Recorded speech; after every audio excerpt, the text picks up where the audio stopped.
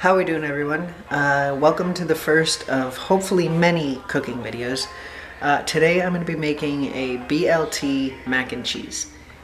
Honestly, it sounds really gross, but the picture made it look really good, so we'll try it. If it comes out well, it comes out well, and I pray to God it does. So let's actually begin. Alright guys, so we're actually going to start by cooking with the bacon.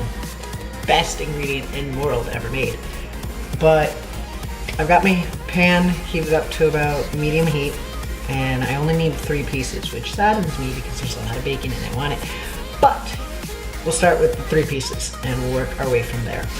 Now, of course, this is being filmed during the inauguration parade of President Trump, and so you may hear some background noise of either my mother participating in the singing or the actual parade itself, which is pretty cool. But over here, I've actually cut up some garlic, and it's not in the recipe, but the recipe is more like a guideline, so we'll make do. I mean, garlic makes everything taste, well, not everything, but garlic makes spinach taste better, and that's what's being used in here, and I love mixing garlic with spinach, so a little my touch within this recipe.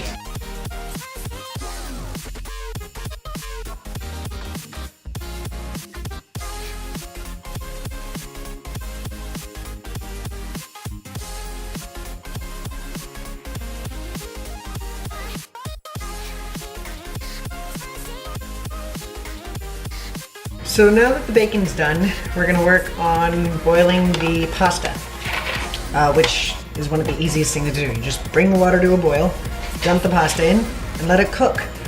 After that, we're gonna move on to the spinach, tomatoes, and cheese. And that's when it gets fun.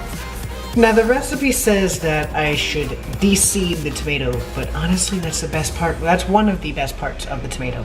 So I'm gonna actually cut up the entire thing whole. We got our water boiling. We've got our pan that we're gonna use for our spinach and tomato and garlic mix heating up, and then we'll move on to the cheese pretty soon. But I'm gonna go cut this up and I'll see you guys in a second. Now that we've got the pasta done, everything cut up, I'm gonna start on the spinach, tomato, and garlic mix and the cheese, and then dinner should be ready. And I'm really looking forward to this. Oh, by the way, guys, I will leave the recipe in the description below. It'll say there's squash in it, but I'm not a huge fan of summer squash, and we're still in winter, so it's probably gonna be out of season. So I excluded the summer squash. If you guys wanna include it, let me know how it turns out, but I, for one, excluded it. But it's all preference, right? Like I said, recipes are guidelines. They don't need to be followed exactly. So for the cheese, we need a microwave, but I have no microwave, so I'm gonna be using the stove. To start, I pray to God I have it, but 2, yep, I do, 2 things of sour cream. I'm not a huge fan of sour cream, but if the recipe calls for it, the recipe calls for it. And then we need the cheese. And we're gonna add it slowly and make sure it cooks and melts and gets really nice looking.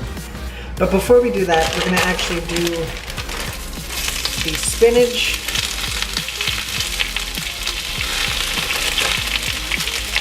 tomatoes, and garlic. This is now gonna get pretty loud because the spinach is about, this is, how many cups are in here? Let's do all of it. It's never a bad idea. And spinach is good. So let's give this a good stir. Listen to that sizzle.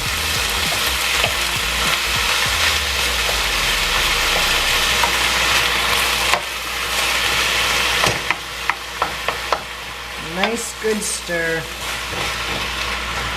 Everything blended. Keeping everything in the bowl. And we're going to top this for a minute. Let that cook. Ooh, sour cream's starting to melt, so let's get the cheeses in there.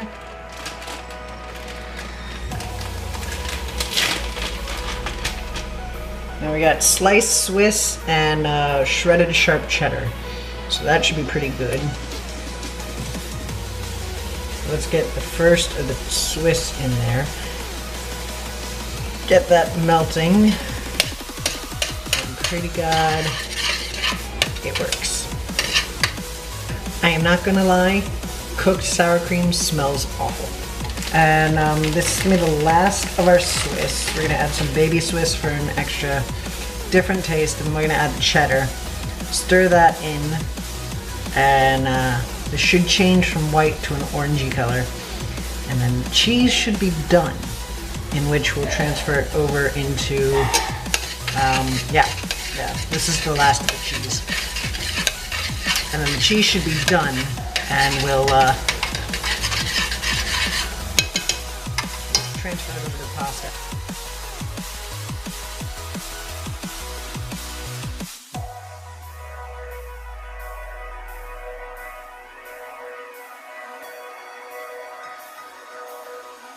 That nice orangey color, and it really is. So I'm going to keep this on a low heat until we're ready to transfer it over to the pasta.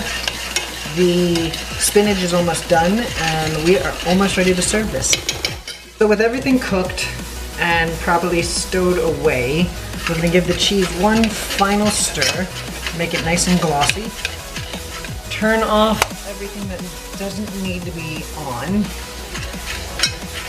and start the transferring process, and we'll get a final glance of what this stuff looks like. I'm really excited because so far everything's turning out really well. Now we're gonna mix everything together, make sure all the ingredients get turned into one conglomerate artifact. I don't know why I said that, but yeah, just making sure everything gets nicely coated with the cheese and the tomatoes, and I almost called it basil, but the tomatoes and spinach are equally distributed, so it's not all clumped together and not one person is getting more than anybody else. And then we're gonna top these off with bacon, and we're gonna call it a day. And with that, dinner is complete.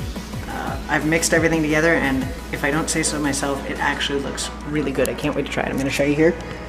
We've got them in little tiny ramekins, and they actually look really good. So there you guys have it, BLT mac and cheese. I can't wait to dig into this stuff, and I will see you guys on Sunday with another vlog. You guys have an awesome day, and I'll see you later. I had to think about that for a second, but yeah, I'll see you later.